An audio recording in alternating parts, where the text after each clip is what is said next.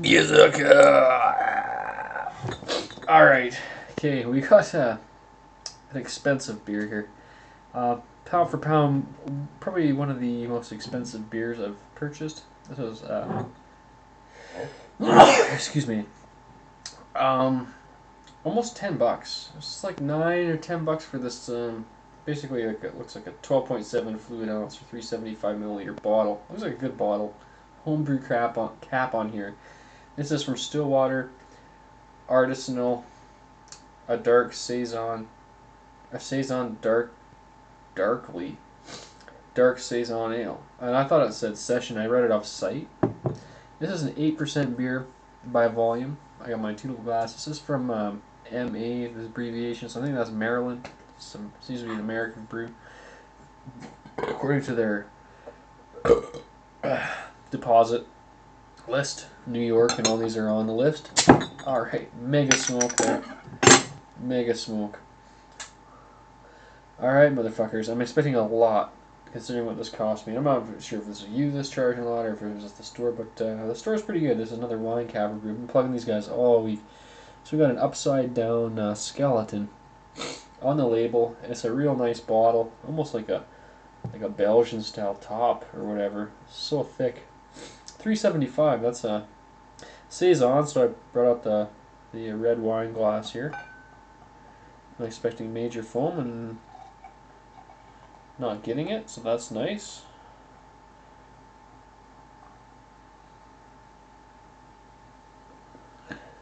I'll save a little. All right.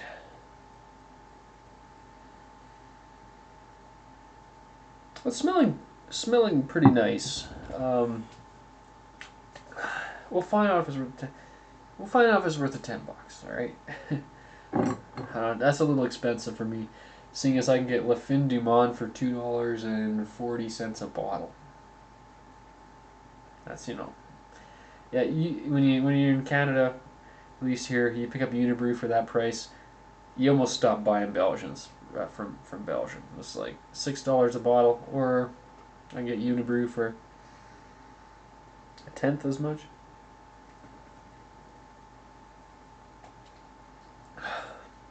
Okay. Well, I'll stop talking shit. That's pretty nice. Holy shit. So that brewed a pretty decent beer here. First sip, I'm just like, oh, and the finish. I'm just getting the finish now. I mean, that's this is like a great wine. This is a fabulous beer. Oh, I'll tell you right now, $10. You know, guys, if I could get a 6-pack of this for $16, $17, I'd be picking it up quite often. But I'm talking shit. I'm reviewing lots of beers. I don't typically buy the same beer all the time. So obviously they know that. That's why they charge me $10 on this bottle. Like, we know the type. You fuckers are gonna pay $10. Fair enough. Oh, beautiful. Little bit of tang, tartness on the front of the tongue. Starts just a little bit after the start. Carries through the middle. You're getting some almost like pruny, figgy type. I almost want to say a little bit darker than that. Almost slight bit of almost I would say licorice. Like a lot of complex dark fruits, like dried heavy dark shit. So off the front.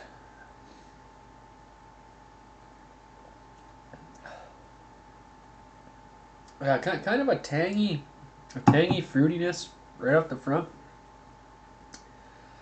This is a bombastic beer right here. Seriously, pretty good. I've had a lot of dark Belgians that I don't appreciate, especially when you get up into the 8% percentile. If they go too ape shit on the malts and shit, and some of them are actually dry up at around 8%. And I'm more into that. And this one is definitely within my realm of sanity that I can deal with.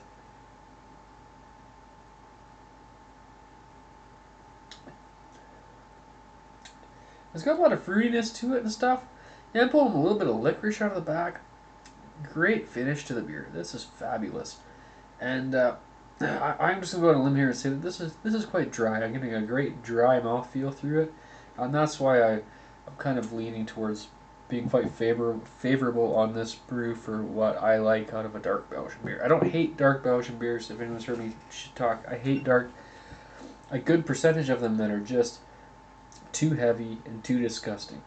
But there are lots of dark Belgian beers that are dried up enough that I'm totally happy with.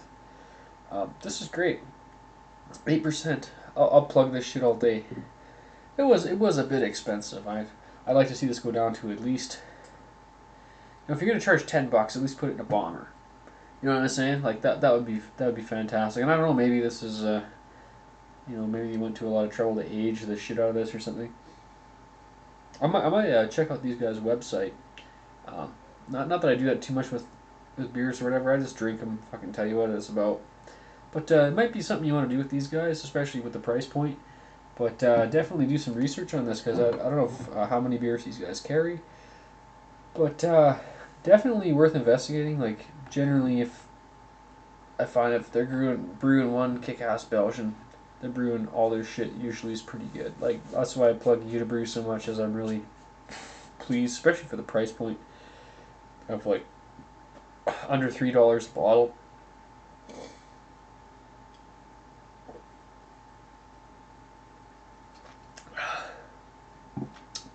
So they said they brewed this with spices, which is bringing out maybe a little bit more complexity. But I'm not getting a whole lot more spiciness than you would pick out generally over a typical Belgian yeast anyway, especially in these darker, fruitier ones.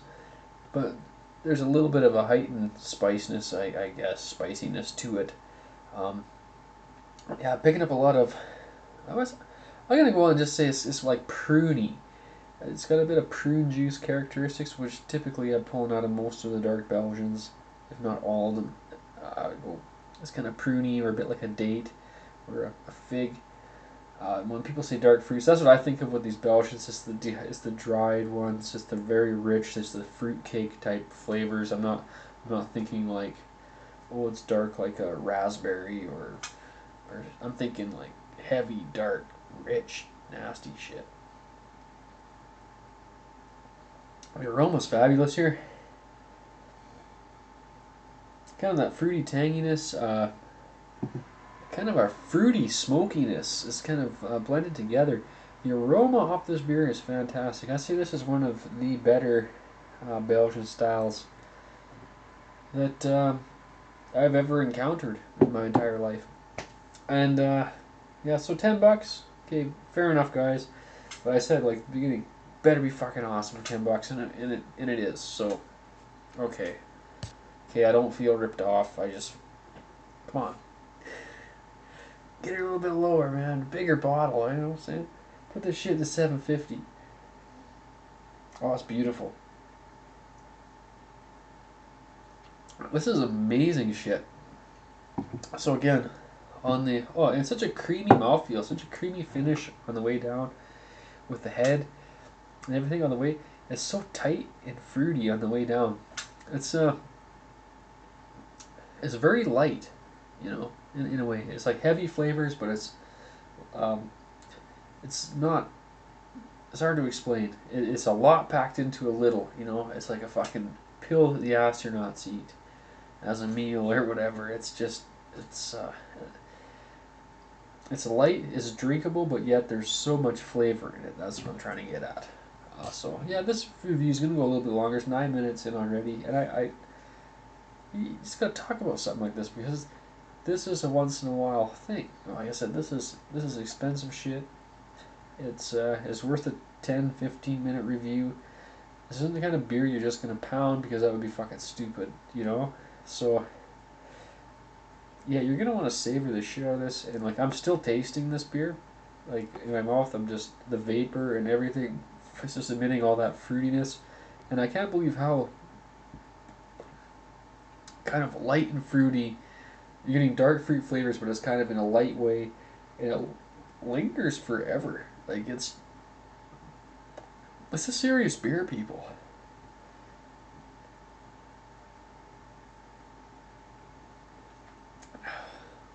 So how would it compare to like a Belgian beer from Belgium? Some people like certain beers from Belgium, but there's a lot of Belgian style beers that I've had from Belgium that I'm not real excited about um, compared to some of the New World shit that we get over here. For let's say Chimay, um, it's good. It's very rugged. It's very authentic, but I don't. So I can't remember which one was the blue or the red one. I think they're both kind of sicked me out a little bit too much, you know. And like a Duvel, it's good shit, but it's kind of like just high quality malt liquor with a fucking insane head on it. You know, that's like I would lean more towards drinking Le Fin du Monde or some of these New World shit that's over here. That's for Belgian a lot of the time. Uh, La Chouffe, the one with the gnome on it. I couldn't really get in. I guess good. It's all okay, but for a $6 stubby or whatever the hell it was, I wasn't impressed. Is like this is definitely shit. It might taste a little bit more New World to you. It's not as rugged and all that shit, but I prefer this for some reason. You know what I mean? It's like I don't like French wine. I think it's shit. So I'll drink wine from Chile because it's fucking awesome, and it's like $9 a bottle. You know what I mean? Mm. Yeah, this is a dark Belgian that I'm really enjoying, and that doesn't happen a whole lot. So as for rate, well, I'll have to give it a. It's 11 out of 11, no doubt.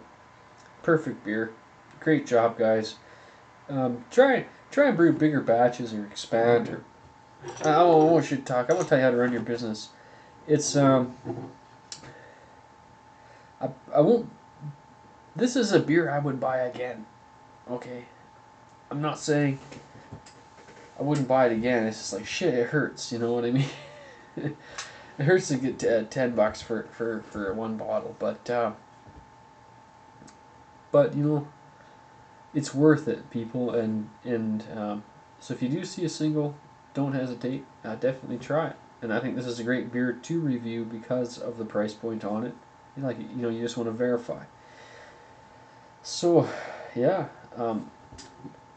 Stillwater Artisanal. I hope you're making more shit, and I hope you fucking start making more of it so you can fucking lower the price to $3 a bottle, and I'll drink this shit fucking weekly.